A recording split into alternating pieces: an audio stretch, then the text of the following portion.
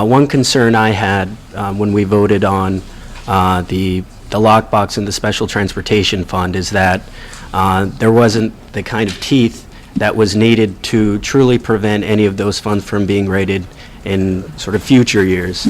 As many of my colleagues have alluded to or have discussed, in many years past, we've raided the special transportation fund to pay for general fund expenditures.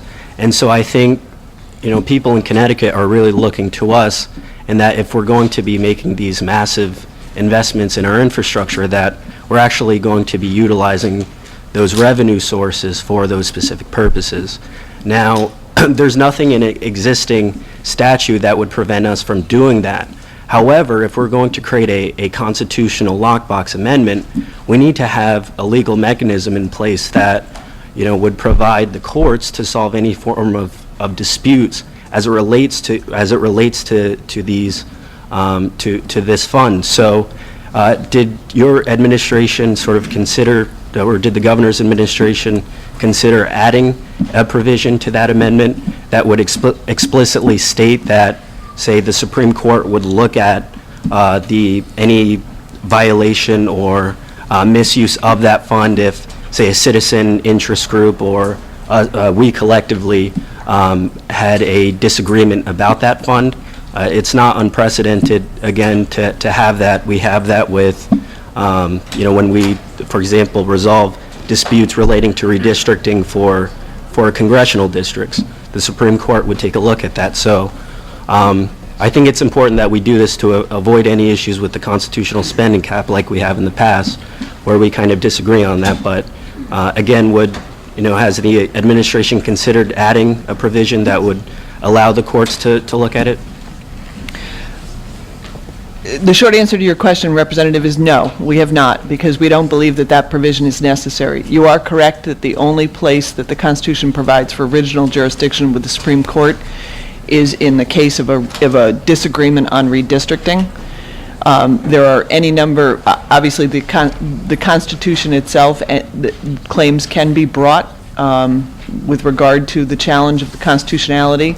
And those claims are heard by our court system now. The cases go from the Superior Court, and then they would go to the Supreme Court from there.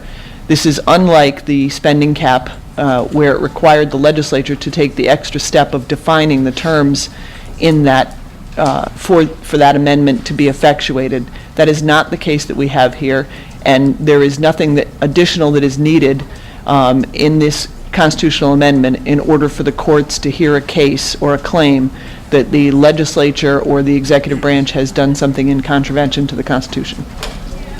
But again, couldn't the Supreme Court come back and state, hey, this is a political dispute, you would need to solve this in your own? And so I guess my response to that would be, what's the purpose of having the lockbox in the, codified in the Constitution to begin with? Again, the courts are in the position of interpreting acts of the legislature, whether they be laws or constitutional amendments. In the case of a constitutional amendment, a vote of the citizens to adopt that constitutional amendment. Again, unlike the case with where political question doctrine came into play, was because the legislature had not taken the step of defining the terms of that constitutional spending cap. That is not the case here with this amendment. There is no further step required of the General Assembly. And again, should there be an issue arises as to the constitutionality of an action of the legislature, the court has jurisdiction to hear that claim now without any additional language being added.